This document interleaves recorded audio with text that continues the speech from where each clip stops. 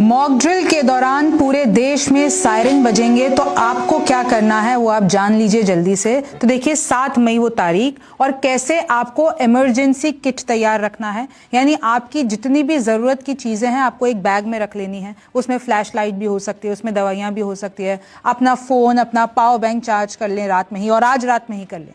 फिर आपको इस तरीके से बुजुर्गों को ये कम्युनिकेट करना है, बच्चों को कम्युनिकेट करना है। फिर देखिए बुनियादी सामान आपके पास आपके किट में होना चाहिए, क्योंकि ब्लैकआउट हो जाएगा, सब कुछ स्विच ऑफ हो जाएगा। आपको घबराना नहीं है, क्योंकि सायरन बजेंगे, कुछ लंबे सायरन बजेंगे। उसका मतलब होता है कि मतलब खतरा है, और ये सिर्फ एक मॉक ड्रिल है, ये एक अभ्यास है। अगर छोटा सायरन बजता है तो मतलब सब कुछ क्लियर है। फिर आप देखिए कैसे आपको एक सुरक्षित क्षेत्र अपने घर में ढूंढना पड़ेगा, जहां पर जाकर आप छुप सके।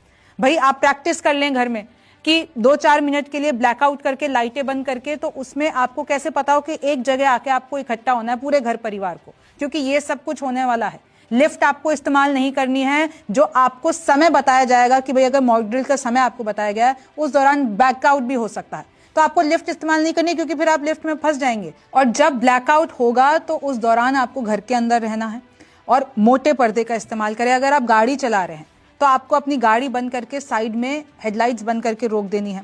ये अपने पालतू जानवर, बच्चे, बुजुर्ग, इन सबको सुरक्षित रखना है इनको।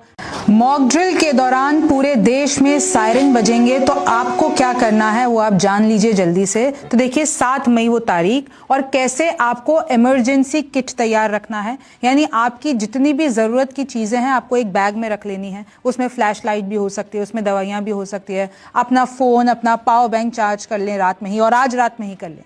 फिर आपको इस तरीके से बुजुर्गों को ये कम्युनिकेट करना है, बच्चों को कम्युनिकेट करना है। फिर देखिए बुनियादी सामान आपके पास आपके किट में होना चाहिए, क्योंकि ब्लैकआउट हो जाएगा, सब कुछ स्विच ऑफ हो जाएगा। आपको घबराना नहीं है, क्योंकि सायरन बजेंगे, कुछ लंबे सायरन बजेंगे। उसका मतलब होता है कि मतलब खतरा है, और ये सिर्फ एक मॉक ड्रिल है, ये एक अभ्यास है। अगर छोटा सायरन बजता है तो मतलब सब कुछ क्लियर है। फिर आप देखिए कैसे आपको एक सुरक्षित